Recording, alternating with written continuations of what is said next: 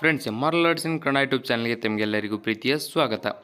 ಇವತ್ತಿನ ಈ ವಿಡಿಯೋದಲ್ಲಿ ನಾನು ನಿಮಗೆ ಏನು ತಿಳಿಸ್ಕೊಡ್ತಾ ಇದ್ದೀನಿ ಅಂತಂದರೆ, ಏನು ಒಂದು SSC GD 2025 ನೋಟಿಫಿಕೇಷನ್ ಬಿಡುಗಡೆಯಾಗಿದೆ. ಈ ಒಂದು ಹುದ್ದೆಯ ಸಂಪೂರ್ಣ ಮಾಹಿತಿ ಅಂದರೆ ಆನ್ಲೈನ್ ಅರ್ಜಿ ಸಲ್ಲಿಸಲು ಪ್ರಾರಂಭ ದಿನಾಂಕ ಯಾವುದು ಮತ್ತು ಅರ್ಜಿನ ಸಲ್ಲಿಸಲು ಲಿಂಕ್ ಓಪನ್ ಯಾವಾಗುತ್ತೆ ಮತ್ತು ಈ ಹುದ್ದೆಗೆ ಅರ್ಜಿ ಸಲ್ಲಿಸಲು ಕ್ವಾಲಿಫಿಕೇಷನ್ ಏನಾಗಿರಬೇಕು, ಇದರ ಜೊತೆಗೆ NCC ಅವರಿಗೆ ಏನೇನು ಅರ್ಹತೆ ಇರುತ್ತೆ, ಸಂಪೂರ್ಣ ಮಾಹಿತಿ ಈ ವಿಡಿಯೋದಲ್ಲಿ ಕೊಡ್ತಾ ಹೋಗ್ತೀನಿ. ಅದಕ್ಕಾಗಿ ಈ ವಿಡಿಯೋ ಕೊನೆವರೆಗೂ ನೋಡಿ. ಹಾಗೆ ವಿಡಿಯೋ ಇಷ್ಟ ಆದರೆ ಲೈಕ್ ಮಾಡಿ ಮತ್ತು ನೀವಿನ್ನೂ ನಮ್ಮ ಚಾನಲ್ಗೆ ಸಬ್ಸ್ಕ್ರೈಬ್ ಮಾಡ್ಕೊಂಡಿಲ್ಲ ಅಂದರೆ ಸಬ್ಸ್ಕ್ರೈಬ್ ಮಾಡ್ಕೊಳ್ಳಿ, ಪಕ್ಕದಲ್ಲಿರ್ತಕ್ಕಂಥ ಬೆಲ್ ಐಕನ್ ಒತ್ತಿ. ಮುಂದೆ ನಾವು ಯಾವುದೇ ಸೆಂಟ್ರಲ್ ಗೌರ್ಮೆಂಟ್ ಜಾಬ್ ಆಗಿರಬಹುದು, ಸ್ಟೇಟ್ ಗೌರ್ಮೆಂಟ್ ಜಾಬ್ ಆಗಿರಬಹುದು, ಸ್ಕಾಲರ್ಶಿಪ್ ಬಗ್ಗೆ ಆಗಿರಬಹುದು, ಯಾವುದೇ ಮಾಹಿತಿ ಬಂದರೂ ಕೂಡ ನಿಮಗೆ ಈ ಚಾನಲ್ನಲ್ಲಿ ಮೊದಲಿಗೆ ಸಿಗುತ್ತೆ. ಅದಕ್ಕಾಗಿ ಮಿಸ್ ಮಾಡದೆ ಸಬ್ಸ್ಕ್ರೈಬ್ ಮಾಡ್ಕೊಳ್ಳಿ. ನಂತರ ಈ ಒಂದು ಹುದ್ದೆಯ ನೋಟಿಸನ್ನು ನೋಡ್ತಾ ಹೋಗೋಣ. ಇಲ್ಲಿ ನೋಡ್ಬೋದು ನೀವು, to be published on the website of the commission ssc.gov.in on 5/9/2024. ಅಂದರೆ ಇಲ್ಲಿ 5/9/2024 SSC ಕಮಿಷನ್ ಒಂದು ssc.gov.in ಅಂದರೆ ಅವರ ಅಫಿಷಿಯಲ್ ವೆಬ್ಸೈಟ್ನಲ್ಲಿ SSC GDಯ ಹೊಸ ನೋಟಿಸನ್ನು ಬಿಡುಗಡೆ ಮಾಡಿದೆ. ಇಲ್ಲಿ ನೋಟಿಸನ್ನು ನೋಡ್ತಾ ಹೋಗೋಣ. ಅಂದರೆ dates for submission of online application form. ಅಂದರೆ ಈ ಒಂದು ಹುದ್ದೆಗೆ ಅಪ್ಲಿಕೇಶನನ್ನು ಸಲ್ಲಿಸಲು ಆನ್ಲೈನ್ ಅಪ್ಲಿಕೇಶನ್ ಸಲ್ಲಿಸಲು ದಿನಾಂಕವನ್ನು ನೋಡೋದಾದರೆ 5/9/2024 14/10/2024 ನಿಮಗೆ ಟೈಮಿಂಗ್ ಇರುತ್ತೆ. ಅಂದರೆ ಅಕ್ಟೋಬರ್ 14 ಇರುತ್ತೆ. ನಂತರ last date and time for receipt of online application form. ಅಂದರೆ ನೀವು ಅರ್ಜಿ ಸಲ್ಲಿಸಲು ಕೊನೆಯ ದಿನಾಂಕ 14/10/2024 ರಾತ್ರಿ 11 ಗಂಟೆವರೆಗೆ ನಿಮಗೆ ಟೈಮ್ ಇರುತ್ತೆ. ನಂತರ last date and time for making online fee payment. ಅಂದರೆ ಈ ಒಂದು ಹುದ್ದೆಗೆ ಅರ್ಜಿ ಶುಲ್ಕವನ್ನು ಅರ್ಜಿ ಶುಲ್ಕವನ್ನು ನೀವು ತುಂಬಲು ಕೊನೆಯ ದಿನಾಂಕ 15/10/2024 ಇರುತ್ತೆ. 2024 ರಾತ್ರಿ 11 ಗಂಟೆವರೆಗೆ ಮಾತ್ರ ನಿಮಗೆ ಟೈಮ್ ಇರುತ್ತೆ. ನಂತರ ಇನ್ನೊಂದು ಏನಪ್ಪ ಅಂದರೆ dates of window for application form correction. ಅಂದರೆ ಈಗ ನೀವು ಆಲ್ರೆಡಿ ಏನು ಫಾರ್ಮನ್ನು ತುಂಬಿರ್ತೀರ, ಆದರೆ ಅದರಲ್ಲಿ ಏನೋ ನಿಮ್ಮ ರಾಂಗಾಗಿ ಅಪ್ಲೋಡ್ ಮಾಡಿರ್ತೀರ. ಅಂದರೆ ಡಾಕ್ಯುಮೆಂಟ್ಸ್ಗಳನ್ನಾಗಿರ್ಬೋದು, ಡೇಟ್ ಆಫ್ ಬರ್ತ್ ಆಗಿರ್ಬೋದು, ಯಾವುದೇ ಮೊಬೈಲ್ ನಂಬರ್ ಆಗಿರ್ಬೋದು, ಏನಾದರೂ ನೀವು ರಾಂಗ್ ಹಾಕಿದರೂ ಕೂಡ ಕರೆಕ್ಷನ್ ಮಾಡ್ಕೊಳ್ಳೋಕ್ಕೆ ಒಂದು ಡೇಟನ್ನು ಕೊಡ್ತಾರೆ. ಅದು ನೋಡ್ಬೋದಾದರೆ 5/11/2024 7/11/2024. ಅಂದರೆ ಈಗ ನಿಮಗೆ 3 ದಿನಗಳ ಕಾಲ ಅವಕಾಶನ ಕೊಡ್ತಾರೆ. ನೀವು ಅದರೊಳಗೆ ಕರೆಕ್ಷನ್ ಮಾಡ್ಕೋಬೇಕು. ನಂತರ tentative schedule of computer based examination. ಅಂದರೆ ಇಲ್ಲಿ SSC GDA computer based examination ಡೇಟನ್ನು ಕೂಡ ಇಲ್ಲಿ ಫಿಕ್ಸ್ ಮಾಡಿದ್ದಾರೆ. ಅಂದರೆ ಜನವರಿ ಅಥವಾ ಫೆಬ್ರವರಿ 2025 ಕಡ್ಡಾಯವಾಗಿ ಇವರು ನಡೆಸ್ತಾರೆ. ಇಲ್ಲಿ ನಿಮಗೆ ಡೇಟ್ ಚೇಂಜ್ ಆಗ್ಬೋದು, ಆದರೆ ಯಾವುದೇ ರೀತಿ ಮಂತ್ಸ್ ಚೇಂಜ್ ಆಗೋಲ್ಲ. ಅಂದರೆ ಜನವರಿ ಅಥವಾ ಫೆಬ್ರವರಿ ತಿಂಗಳಲ್ಲಿ ನಡೆಸ್ತಾರೆ. ಈ ಹುದ್ದೆ ಯಾವುದೇ ಎಕ್ಸಾಮ್ ಡೇಟ್ ಫಿಕ್ಸ್ ಆದರೂ ಕೂಡ ನಾನು ನಿಮಗೆ ಈ ಚಾನಲ್ನಲ್ಲಿ ವಿಡಿಯೋ ಮಾಡಿ ಅಪ್ಲೋಡ್ ಮಾಡ್ತಾ ಇರ್ತೀನಿ. ಅದಕ್ಕಾಗಿ ಮಿಸ್ ಮಾಡದೆ ಸಬ್ಸ್ಕ್ರೈಬ್ ಮಾಡ್ಕೊಳ್ಳಿ. ಹಾಗೆ ಈ ಒಂದು ವಿಡಿಯೋ ನಿಮ್ಮ ಫ್ರೆಂಡ್ಸ್ಗಳಿಗೂ ಕೂಡ ಶೇರ್ ಮಾಡಿ. ಇಲ್ಲಿ ನೋಡ್ಬೋದು, ಇಲ್ಲಿ ಮೊದಲಿಗೆ ಏನಿಲ್ಲ, application forms will be accepted through online mode only. ಅಂದರೆ ಏನು ಅರ್ಜಿನ ಸಲ್ಲಿಸಿರ್ತೀರ ಅದು ನೀವು ಆನ್ಲೈನ್ ಮೂಲಕ ಮಾತ್ರ ಅರ್ಜಿನ ಸಲ್ಲಿಸಬೇಕು. ಯಾವುದೇ ರೀತಿಯಲ್ಲಿ ಆಫ್ಲೈನ್ ಅರ್ಜಿನ ಸಲ್ಲಿಸಲು ನಿಮಗೆ ಅವಕಾಶ ಇರುವುದಿಲ್ಲ. ಇನ್ನೊಂದು ಏನಪ್ಪ ಅಂದರೆ computer based examination will be conducted by the commission in English, Hindi and 13 regional languages. ಅಂದರೆ ಮೊದಲಿಗೆ ಕೇವಲ ಹಿಂದಿ ಅಥವಾ ಇಂಗ್ಲೀಷ್ ಭಾಷೆಗಳಲ್ಲಿ ಎಕ್ಸಾಮ್ ನಡೆಸ್ತಾ ಇದ್ದರು. ಆದರೆ ಈಗ 13 ಭಾಷೆಗಳಲ್ಲಿ ನಡೆಸ್ತಾ ಇದ್ದಾರೆ. ಅವು ಯಾವಪ್ಪ ಅಂದರೆ, ಮೊದಲನೇದಾಗಿ ಅಸ್ಸಾಮಿ, ಬೆಂಗಾಳಿ, ಗುಜರಾತಿ, ಕನ್ನಡ, ಕೊಂಕಣಿ, ಮಲಯಾಳಂ, ಮಣಿಪುರಿ, ಮರಾಠಿ, ಒಡಿಯಾ, ಪಂಜಾಬಿ, ತಮಿಳ್, ತೆಲುಗು ಆ್ಯಂಡ್ ಉರ್ದು. ಈ ಎಲ್ಲ ಭಾಷೆಗಳ ಮೂಲಕ ಅವರು SSC GD ಎಕ್ಸಾಮನ್ನು ಕಂಡಕ್ಟ್ ಮಾಡ್ತಾರೆ. ನಂತರ ಇಲ್ಲಿ ನೀವು ನೋಡ್ಬೋದು, ಫಿಸಿಕಲ್ ಎಕ್ಸಾಮ್ ಮುಗಿದ ನಂತರ ನಿಮಗೆ ಫಿಸಿಕಲ್ ಸ್ಟ್ಯಾಂಡರ್ಡ್ ಟೆಸ್ಟ್ ಇರುತ್ತೆ. ಇದರ ಜೊತೆಗೆ ಫಿಸಿಕಲ್ ಎಫಿಷಿಯನ್ಸಿ ಟೆಸ್ಟ್ ನಡೆಸಿ ನಂತರ ಮೆಡಿಕಲ್ಗೆ ನಿಮಗೆ ಅರ್ಹತೆಯನ್ನು ಕೊಡ್ತಾರೆ. ನೀವು ಎಕ್ಸಾಮ್ನಲ್ಲಿ ಮತ್ತು ಫಿಸಿಕಲ್ನಲ್ಲಿ ಪಾಸ್ ಆದರೆ ಮಾತ್ರ ಮೆಡಿಕಲ್ಗೆ ಹೋಗೋ ಅರ್ಹತೆ ಇರುತ್ತೆ. ಹಾಗೆ ಇಲ್ಲಿ ಇನ್ನೂ ಏನೇನು ಮಾಹಿತಿ ಅದಂತ ನೋಡ್ತಾ ಹೋಗೋಣ. ಅದಕ್ಕಾಗಿ ಈ ವಿಡಿಯೋ ಕೊನೆವರೆಗೂ ನೋಡಿ. ಇಲ್ಲಿ ನಿಮಗೆ ತಿಂಗಳ ವೇತನ ಕೂಡ ಹೇಳ್ತಾ ಹೋಗ್ತೀನಿ ನೋಡಿ. ಈ ಹುದ್ದೆಗೆ SSC GD ಹುದ್ದೆಗೆ ಆಯ್ಕೆಯಾದಂಥ ಅಭ್ಯರ್ಥಿಗಳಿಗೆ ಯಾವ ರೀತಿ ಅವರು ಪೇಮೆಂಟನ್ನು ಕೊಡ್ತಾರೆ ಅಂತ ಕೂಡ ನೋಡಿ. ಇಲ್ಲಿ 18,000 ರೂಪಾಯಿದಿಂದ 56,900 ರೂಪಾಯಿವರೆಗೆ ನಿಮಗೆ ಪೇಮೆಂಟ್ ಸಿಗುತ್ತೆ. ನಂತರ ಪೇ ಲೆವೆಲ್ 3ಯಲ್ಲಿ 21,700 ರೂಪಾಯಿದಿಂದ 69,100 ರೂಪಾಯಿವರೆಗೆ ನಿಮಗೆ ಮಂತ್ಲಿ ಪೇಮೆಂಟನ್ನು ಕೊಡ್ತಾ ಹೋಗ್ತಾರೆ. ಇಲ್ಲಿ ಕೆಳಗಡೆ ಏನಪ್ಪ ಅಂದರೆ ಯಾವ್ಯಾವ ಕ್ಯಾಟಗರಿಯವರಿಗೆ ಎಷ್ಟೆಷ್ಟು ಹುದ್ದೆಗಳನ್ನು ಹಂಚಿಕೆ ಮಾಡಿದ್ದಾರೆ ಮತ್ತು ಅಂದರೆ ಪುರುಷರಿಗೆ ಎಷ್ಟು ಹುದ್ದೆಗಳಿವೆ ಮತ್ತು ಮಹಿಳೆಯರಿಗೆ ಎಷ್ಟು ಹುದ್ದೆಗಳಿವೆ ಅಂತ ಕೂಡ ಇಲ್ಲಿ ಸಂಪೂರ್ಣವಾಗಿ ವಿವರಿಸ್ತಾ ಹೋಗ್ತೀನಿ. ಅದಕ್ಕಾಗಿ ವಿಡಿಯೋ ಕೊನೆವರೆಗೂ ನೋಡಿ. ಹಾಗೆ ವಿಡಿಯೋ ಇಷ್ಟ ಆದರೆ ಲೈಕ್ ಮಾಡಿ ಮತ್ತು ಸಬ್ಸ್ಕ್ರೈಬ್ ಮಾಡದೆ ಮರೆಯಬೇಡಿ. ನೀವು ಈ ಹುದ್ದೆಗೆ ಅರ್ಜಿ ಸಲ್ಲಿಸಿಲ್ಲ ಅಂದರೂ ಯಾರ್ಯಾರು ಅರ್ಜಿ ಸಲ್ಲಿಸಬೇಕಂತ ಇದ್ದಾರೋ ಅಂಥವರಿಗೆ ಈ ವಿಡಿಯೋ ಶೇರ್ ಮಾಡಿ.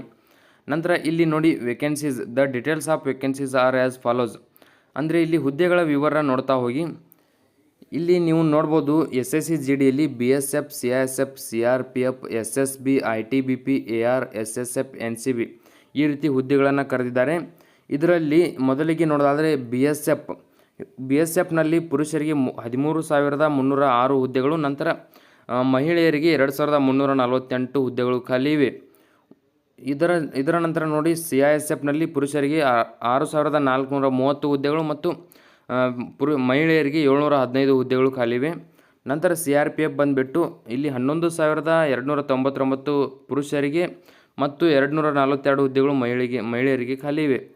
ನಂತರ SSBಯಲ್ಲಿ ನೋಡೋದಾದರೆ ಪುರುಷರಿಗೆ 819 ಹುದ್ದೆಗಳು ಖಾಲಿ ಇದ್ದು ಇಲ್ಲಿ ಮಹಿಳೆಯರಿಗೆ ಯಾವುದೇ ರೀತಿಯಾದ ಪೋಸ್ಟ್ಗಳು ಖಾಲಿ ಇಲ್ಲ.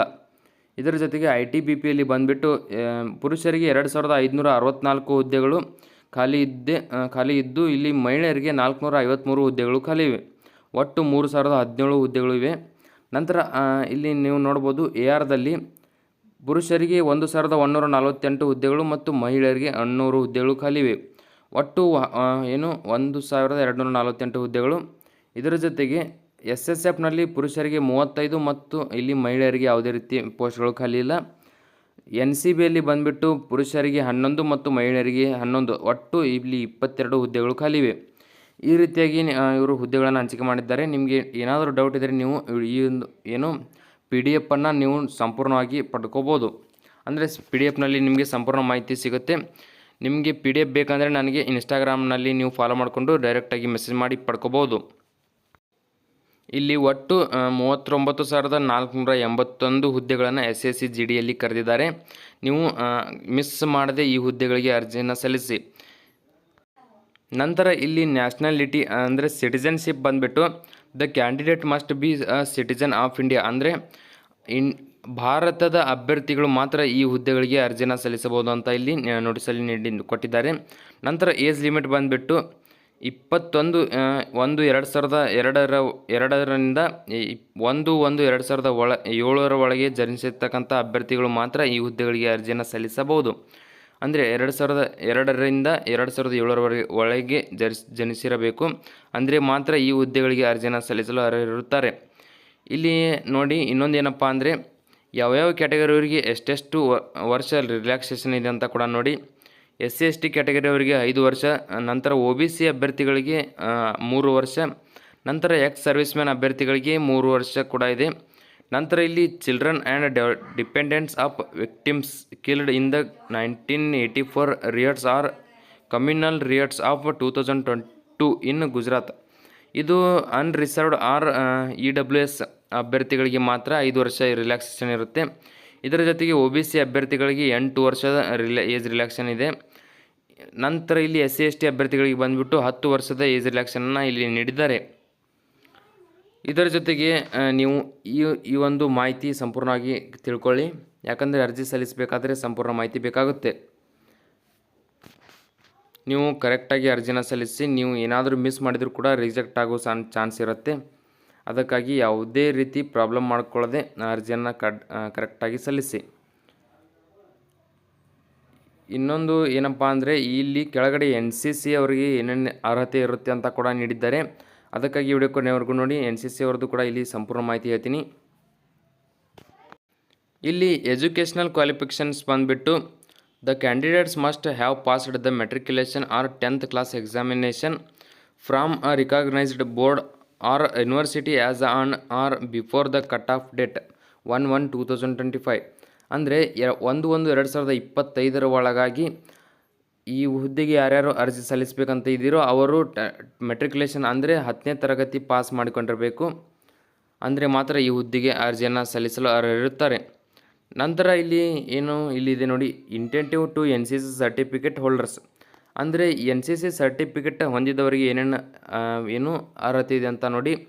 ಇಲ್ಲಿ ಎನ್ ಸಿ ಸಿಯಲ್ಲಿ ಸಿ ಸರ್ಟಿಫಿಕೇಟ್ ಪಡೆದಂಥವರಿಗೆ ಏನು SSGD ಎಕ್ಸಾಮ್ ಬರೀತಾರೆ ಅದರಲ್ಲಿ 5% ಮ್ಯಾಕ್ಸಿಮಮ್ ಮಾರ್ಕ್ಸನ್ನ ನೀಡ್ತಾರೆ.